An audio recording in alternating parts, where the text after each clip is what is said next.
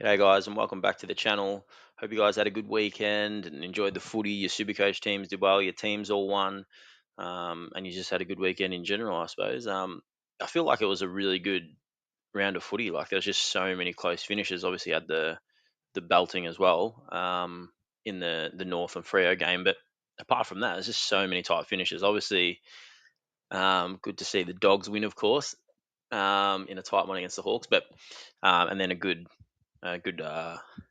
fight M&D game today. Melbourne and Pies put on a show. It was nice. Um, Hopefully your Supercoach teams did well. Obviously, we're going to do a regular sort of round review, so a round 13 review.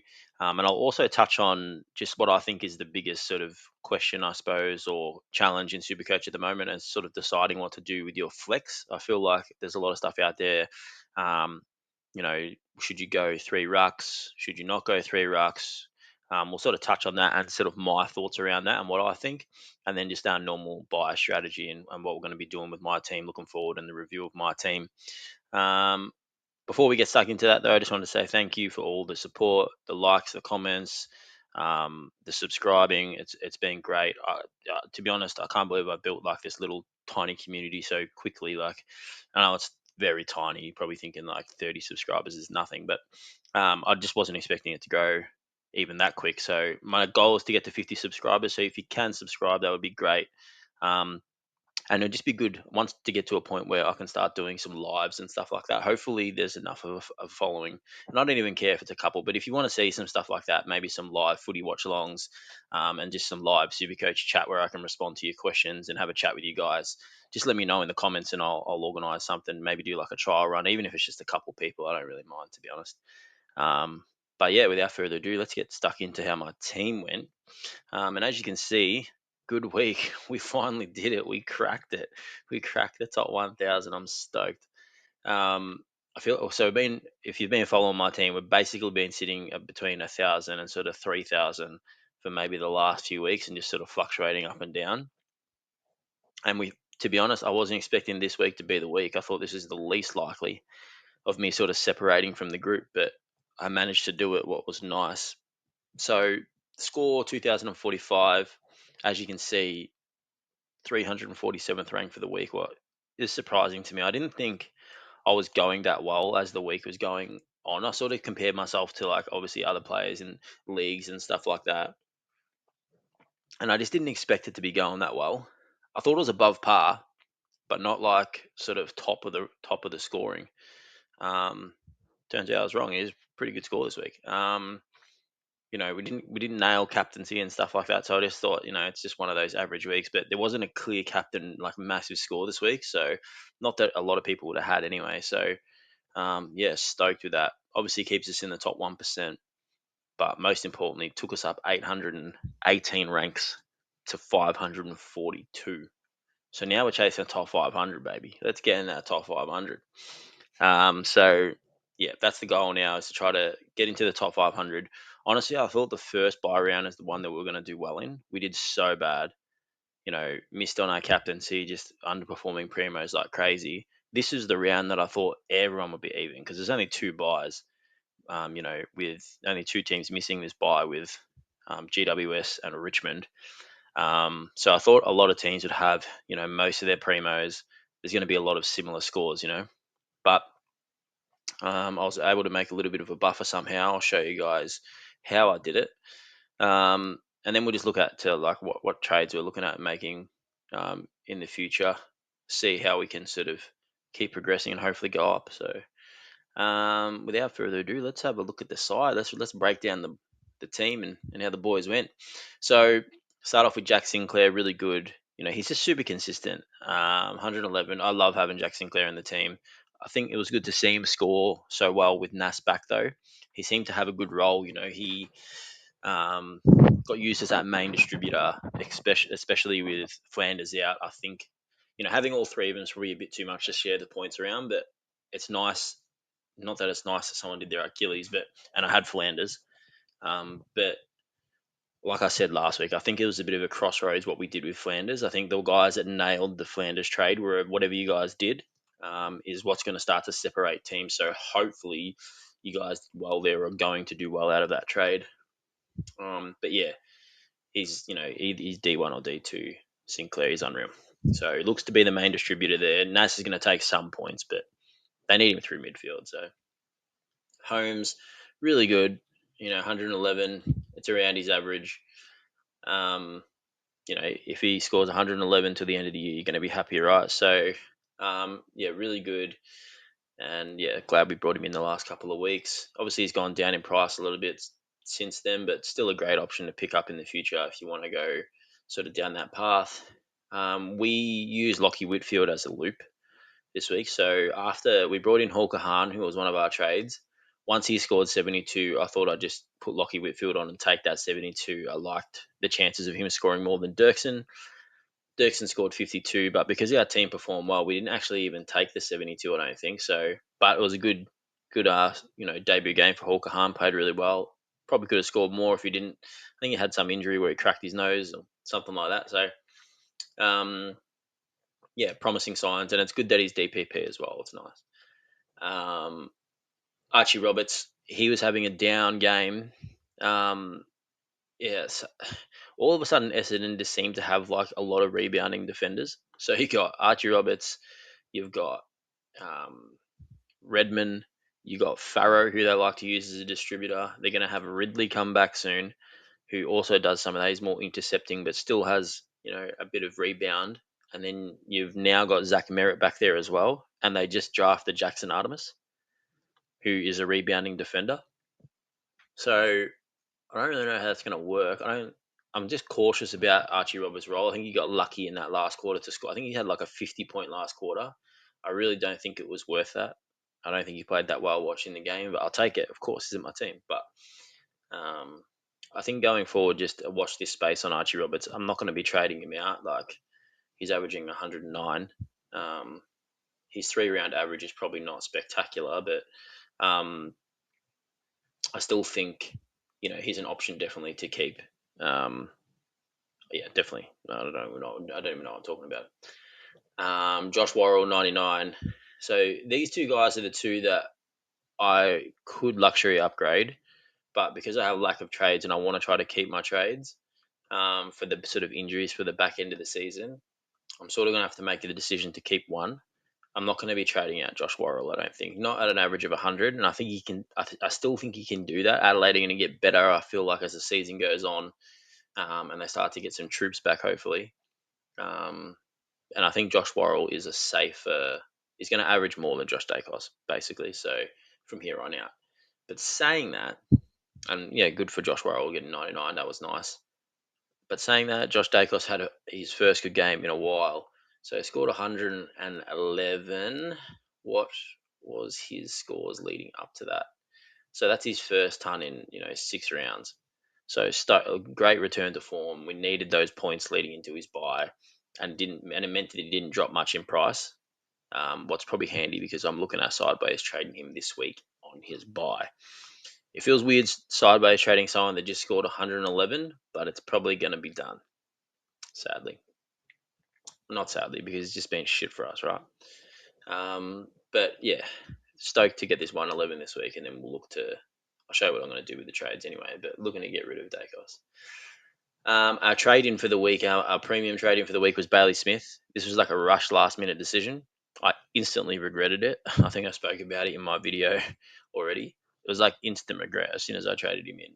I broke all my rules, bringing in someone that's got a buy upcoming, um, paying overs. He was gonna, drop down in price.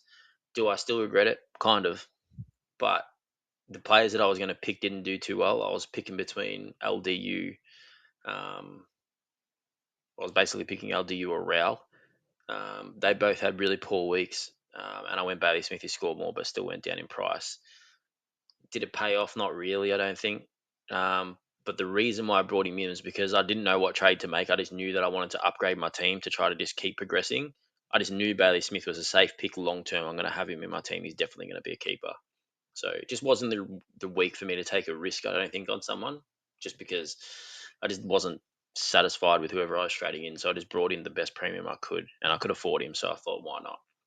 Might bite me in the last round buy, but for now. We'll deal with it. And he scored 106, so it's okay. Like you take anything. I take tons. Like as soon as I see a ton, I'm like, yeah, it's fine. Zach Butters had a little bit of a down game, 96, but still fine. Copped a bit of attention. I can't even remember who Port played. Who did they play? West Coast, yeah. So he had the Hoff tag. That's right.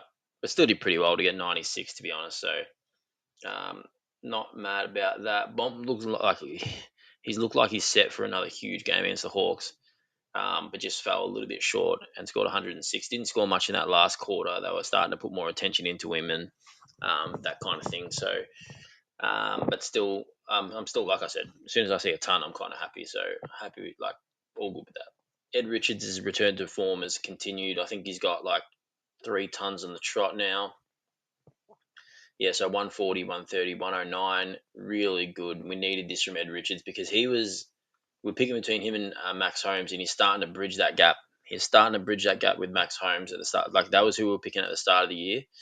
Ed Richards started poorly, so I think that's indicative of his having an average of 108 and him starting so poorly. I think shows what his scoring ability. I think he's a really nice pod for my side, and a lot of people won't trade him in because of the last round buy.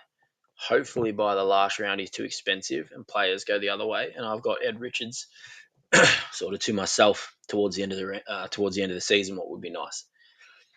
Nick Dacos, decent score, 113. Kind of butchered the ball again. Got plenty of it, but yeah, you take 113 all day. Played well, kicked goals. Just if he cleans up his disposal, that's his next sort of step to going back to where he was. Good return to form for us for Lockie Neal. We needed this. I was down on Lockie Neal. I'm not going to lie. Every single time Lockie Neal has a down week or gets tagged, I'm tempted to trade him out. But when he has these weeks, geez, he's great. So happy to have a return to form Lockie Neal. He can stay in the team for now because of this. I was thinking about sideways trading either him or Oliver, but I don't know if I've got enough trades to be doing stuff like that. And he's averaging 107. It's not as if I've got like other people have got Sam Walsh, McCluggage, like problems like that. All good. I think I hold for now. Sardis, I just knew if this guy got game time, he would be unreal for Supercoach teams. Like he's a decent player. He racks up a lot of the ball, butchers it, absolutely butchers it. But if he just takes the easy option, he racks up enough of the ball to to score well in Supercoach. I don't really care how I sit and go and play right. I just want him to score well, and that's what he does. Because he gets enough of the ball to just do whatever. Like it doesn't matter. Like his disposal doesn't really matter. Just needs to hit a few simple targets. And he did this off like 67% game time. So if we could really bump that up to 80% game time and be scoring tons, that'd be unreal.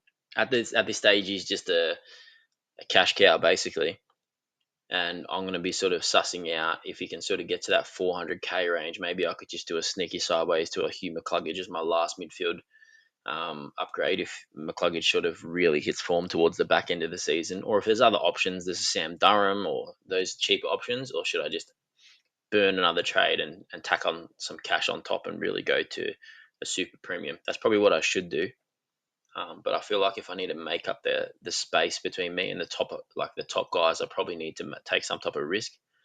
But for now, I'm just happy to have him. I think he's got one more week and then the buy, so hopefully another sort of 90 plus score would be unreal. And then we had Angus Anderson scored 41, a bit disappointing. And then Ison on the bench only scored 26, who's really stunted in cash growth. I don't know if he'll even keep his spot, to be honest. But yeah, the rookies in the midfield are struggling. Anderson, Ison, Burton not playing, obviously. And then we had Oliver on the bench because he had the bye. Our ruck, so we went with we went vice captain with Bailey Smith, and we didn't take the 106. Didn't really give us many points because we rolled with Maxi Gorn in the last game. It's so nerve wracking. Well, not nerve wracking, but like anxious in a way about having a ruckman in the last game because it can just ruin your week if you don't know your captaincy. But he did all right. I take it. 109. If he scores over a ton, it's no disaster. There wasn't any real clear picks. Like there's not many other people I would have gone, and they wouldn't even have got me that much more points anyway. I would only had to have gone. Like I'm not going to go Murphy Reed. The other two options were probably Lockie Neal, but that's a stretch. After coming off a 60. and then Jackson, I think, coming off like an 80. So, you know, and who was Jackson? Jackson was against Tristan Sherry, so I was kind of like, I don't know, but both rucks did well. 109 for Gorn, and then Jackson back to form at a 128. He's just been unreal this season. He just took Cherry to the cleaners. I think kicked 3 goals as well. So beast. Kalani White on the bench. Um, this is sort of where we underperformed a little bit. We had Sheasel only scored 86. He played okay. It's just that they got belted by 4,700 points. So the Frio players basically scored really good, and barely anyone from North scored well. So 86, not the worst. Petrarca 72, pretty poor. Started well, but just died off as the Gold Coast died off as well. He's been poor the last few weeks, and people that don't have him are going to be able to pick him up pretty cheap. So hopefully he can sort of return to form along with the Gold Coast because they've been pretty poor, I think. Murphy Reed, unreal, 120. Man, I don't know if he's a keeper or not. He's selling it to me. I think he's getting better as the season goes on. I don't know if I get much benefit in going one of those other guys. Like if I go Murphy Reed to like a Jason Horn Francis, is it that much of a difference? Probably not. Like 5 points. I think that's where I get the least amount of improvement. Um, unless I go to one of those top guys. I think for now he's a keeper. Obviously he's got the buy this week, but it doesn't affect me too much. I don't have many on the buy. What's nice. I don't know what to do with Murphy Reed. I'll probably keep just because of lack of trades. Cosy Pickett, 100, really good. Um, gave away a few free kicks and out of bounds on the full. Did it, but this was a 140 score that just went begging. Got the tag as well towards the end of the game and didn't quite score as well as he could have. But yeah, came out on fire, but didn't even score that well even when he did. I think he kicked 2 goals basically to start the game, but because he gave away a few free kicks here, it was only on like 5 points or something. Um, so not ideal, but good recovery to score 100. Milan Murdoch down game, 54. Disappointing from Milan. We're kind of tossing up whether or not he's a keeper. He's got one more game before his bye. We'll probably keep him for that, and then we'll look to trade him off probably at his bye, but we'll have to see as well. I don't know.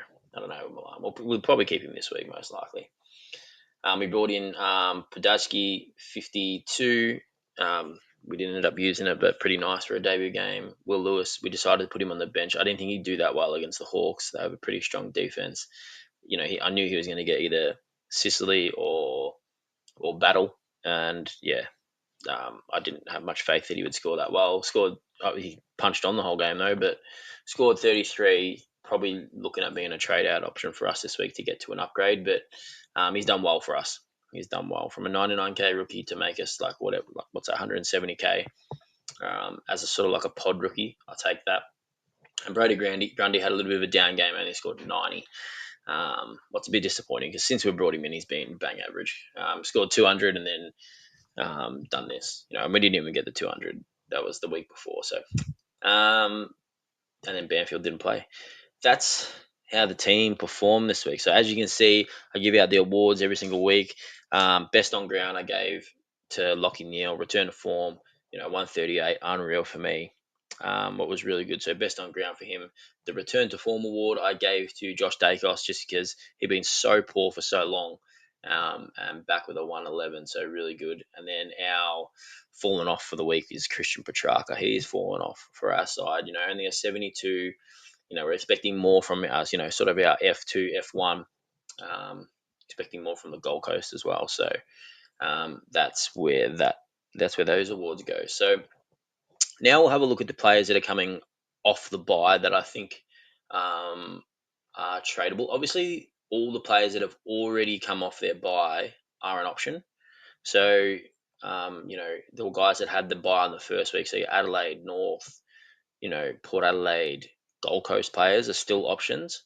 But the ones that I want to talk about this week are GWS and Richmond players. So having a look at them, so you can see, and my trade plans involve some of these players. So I'm really, really high on Lockie Ash, down 73k from his starting price. So he has the ability to score. We know he can score really, really well. And it was good to see him score really well last game alongside Lockie Whitfield. with GWS's full midfield, apart from Tom Green, who's not coming back this season. So for me, it was really good to see that. And I think he can average more than this. I think this is kind of down on his, um, I think he can be a sort of 107 guy, sort of like up there with Clayton Oliver, sort of Lockie Whitfield type averages. So I think there's room for improvement, and he's a top tier guy, and he's not that expensive. Like compared to some of the other sort of premium defenders at the moment, your Bailey Dales and stuff like that. I think Lockie Ash is a good option. The other one I wanted to talk about is Jack Ross. I think he's a decent option for a lot of people as a sort of like a pod. He's only in 3% of sides as like a mid forward DPP. I think he's obviously going to play in the forward line in most teams. Um, I like that option. I'll talk about, obviously, I have Clayton Oliver. I don't know if I'd be trading into Clayton Oliver. That's my personal opinion. I don't think he's, because I was kind of thinking about trading out of him. I'd be looking at other options, sort of with higher ceilings. So someone like a Finn Callahan, I'd prefer over Clayton Oliver. It's not worth a trade for me to sideways it, but if I was trading into someone, I'd save the cash and go Finn Callahan.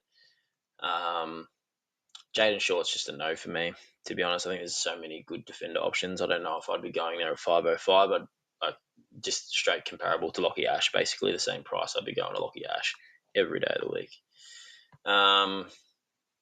But if you want to go for a pod option, I suppose it's not the worst. It's averaging 100, so Tim Taranto is just a no for me.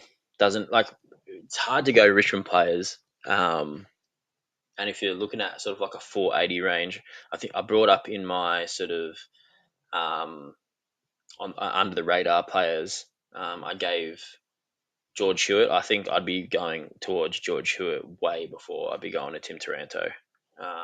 Tim Taranto, like this is probably as good. I think he's having a good season, basically scoring as good as he can at 100. Like it's just not. I don't know. I'd rather take a risk on a guy that I feel I can go way better than that higher ceiling player. Let's have a look. I don't know if anyone else is kind of relevant.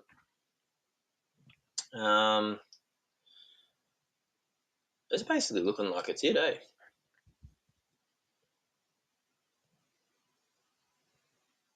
Yeah, so that's that was basically all that I'd be looking to sort of as trade-in options.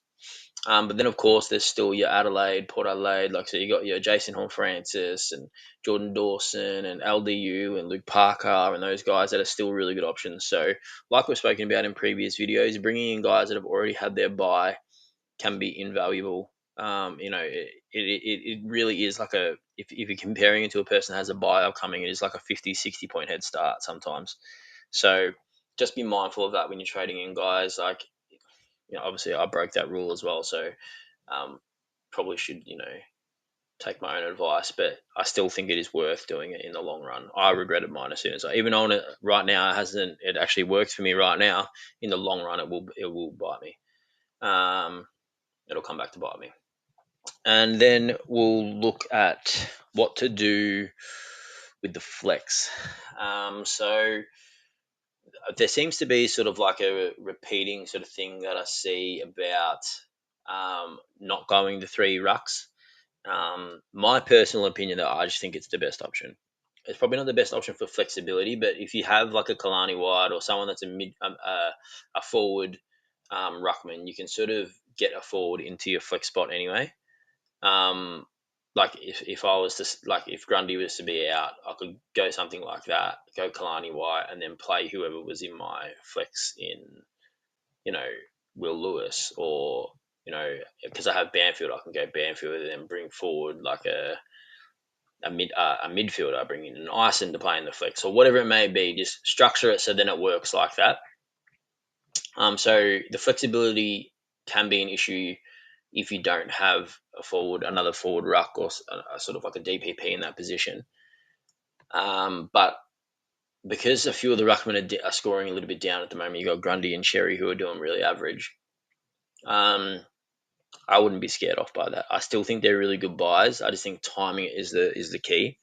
Sherry is an interesting one. I think if he sort of gets his game time back, he's going to score. But I think his actual output for North Melbourne is negative at the moment, and that makes me worry that he's not going to get those minutes because his job, like his actual role, is not that good. And he's just not that beneficial to the team. His tap ruck work's pretty average in the centre bounce. Ruckman jump all over him. Do North Melbourne look to change that with a Cooper Trembath, or they've been using Dawson or some whatever other options they have? I think they might explore that. I think the ruck combo that I got now is I'm completely comfortable with, like Grundy, Gawn, Jackson. Obviously, you want Grundy doing better, but I'm pretty sure he will bounce back. Players go down ebbs and troughs and mountains or whatever they call it, or highs and lows. I should probably just go with throughout the season. I'm confident he'll sort of bounce back. You just got to ride the wave with players, but I think the three ruckman is the way to go. Is there another sort of um, way that you could go? Of course, like you can go midfielders. If you don't have enough money, you can go other options. You can go pod ruckman like a Bailey Williams or Darcy Cameron. I just think their scoring is, and Tim English being back is an interesting one too. 513k. I don't think he's the worst option to bring in. Mind you, you're probably going to be able to get Tristan Cherry for that price soon. That's where I'd be going, to be honest. I think I would take the risk on Tristan Cherry bouncing back and pick him up for like 500k. That's my opinion. I would definitely be going three ruckman. Their ability to score, as you can see, these super premium rucks, are sort of averaging 120 plus. You're going to rarely get that around the ground unless you've already sort of got all your mids and need to bring in like a Heaney or a Smith. I think you could go something like that. But I think preferably going the three big rucks in the long run is going to work out. So I wouldn't be scared not to go the three big rucks. I would still be going three of the big dogs: Brody, Grundy, Gorm, Jackson, Cherry, maybe in English. Maybe you take a risk on a Bailey, but I just think those top guys, those top four, I think you want three of them moving forward for the rest of the season. Um, so that's basically what I think about the flex position. I can understand it really does depend on your budget and what you sort of want your structure to be and the flexibility. But I think if you got some flexibility in your sort of ruck bench with a DPP, and then you go with like, I think this ruck setup's great. Look. To be honest, it looked like it wasn't going that well for a little bit. Gorn sort of looked like the one that was left out, but now he's looking the best of the lot. And Cherry all of a sudden has become the worst. So you just got to ride the ups and downs. Cherry, I'm confident. I think he'll bounce back. I'm not going to have him in my side because I have these three, but I think you know once he drops to 500k, it'd be a very tempting sort of problem. I'd be more confident in a Cherry than going some other sort of cheap midfielder or pod in that position if you can afford him. And then we'll have a look at what we're going to do with my team this week. Moving into the next round, we're looking at breaking into the top 500. Come on, we can do it. I'm sure we can. We don't have that many out with the buy. So we got Dacos, to the two Dacos boys, Anderson, Pajadzki, Reed, and Jackson. So we got 1, 2, 3, 4, 5, 6 total missing with the buy this week. Our plans this week, seems weird trading someone coming off 111, but sometimes you just got to do it. He's been underperforming first ton in 6 rounds. It was nice for him to not go down in price, but I'm not confident he's going to keep this up. So Josh Dacos takes the cut for us. Angus Anderson, he's done all right, but come up to his buy, and his cash gen sort of stunted with that 40. So we're looking at doing those two, and we were going to think about doing Murphy Reed, but my mind's changed. We're gonna keep him, and we're gonna do Will Lewis. So it leaves us a bit over a mil, 1.1 mil. And like I said, I'm huge on bringing in Lockie Ash. So I don't normally like having sort of 3 players from one team in my Supercoach. I don't know if it's like a visual thing for me, it's kind of laughable, but it's like a laughable reason, but I just don't know the potential for them all to score. I don't know if it's there, but I just like this option so much. I'm going to break it for this. So in comes Lockie Ash into our backline, and that'll complete my backline unless something happens, or I can maybe luxury trade a Worrell. So we'll go with Sinclair, Holmes, Whitfield, Roberts, Worrell, and Ash. And then our bench is going to be Hall, Kahan, and Dirksen. I'm really happy with that backline. I feel like the job security for Hall Kahan, I think, is going to be pretty good. Dirksen, not so much, but if he can just continue to play, I thought he played a good game as well. So hopefully he can continue to play and provide some cover for the rest of the season moving forward. Make some cash for us would be nice as well. We've also got the DPP in Holmes. What's nice?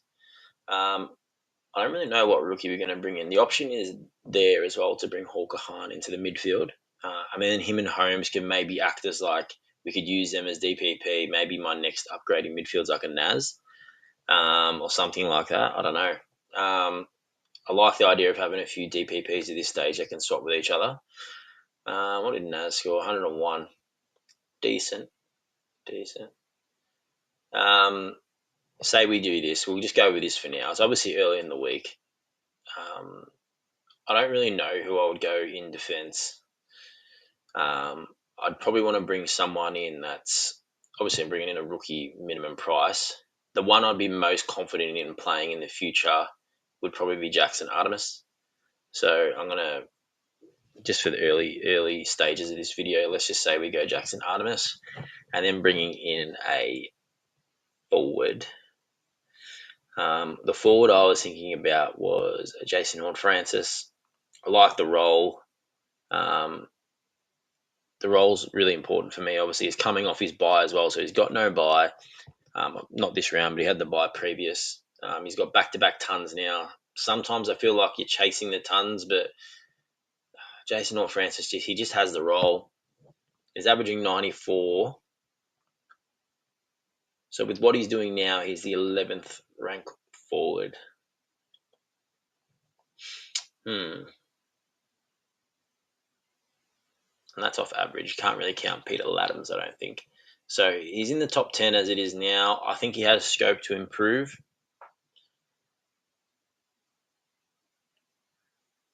Max Hall, by the way. Our sort of under the radar picks, Max Hall, Luke Parker, Tom McCarthy, and George Hewitt all turned up this week. So I'm giving you absolute gems on the under the radar if you watched that video earlier. A lot of people, Justin McInerney, that's stiff. He looks like he's going to be out for a while, and he's just like lost considerable money. All of a sudden, he's down to 390. That just sucks for owners. Yeah, I don't know where I'm going to go. Obviously, I spoke about Jack Ross before. I could go down that path. I feel like he's the consistent choice. The 40k saves is sort of making me lean towards Jason Horne-Francis. The other player I'm seriously considering is Sam Durham. The DPP, I like it. I like his role. He's getting centre bounce. I don't expect that to change. They basically just moved Merritt out. I think he had 0% CBAs on the weekend. They only just lost. It's probably a good result, so that means I'll probably keep doing that. I don't mind this option. It's risky, though. It's risky. But it does leave me cash to sort of do future trades. If I did this, I'd probably only have to sideways Sardis, and then I could potentially keep Murdoch or upgrade Murdoch. What saves me trades in the long run, and I think that's really beneficial for my team. Do I think Durham has the ability to score the same as Jason Horne-Francis from here on to the end of the year? I don't know. I'm going to have to think about it. But for now, let's just go with that, I suppose. Let's just go with that. The thing is, Durham still has his buy upcoming, right? So that's just a big downer. Let's just go with Jason Horne-Francis, and then maybe I go with Durham from Murdoch. Might cost me a little bit more, but at least he won't have his buy. And the other option is I got Jack Ross. Anyway, let's just go with this for now. Ash, Artemis, Horne-Francis. So we're basically making one upgrade and a sideways. What means our best team after the buys would look like, well, if there was no buys right now, would look like this. Sinclair, Holmes, Whitfield, Roberts, Ash, Worrell. Happy with that back line. Smith, Butters, Bont, Richards, Oliver, Dacos, Neil, Sardis for now. next week we'll look to upgrade Sardis. He has got one more game and then he's bye. Gorn Jackson, Shizu Pachaka, Horn Francis, Murphy Reed, Cozzy Pickett, Milan Murdoch, and Brody Grundy.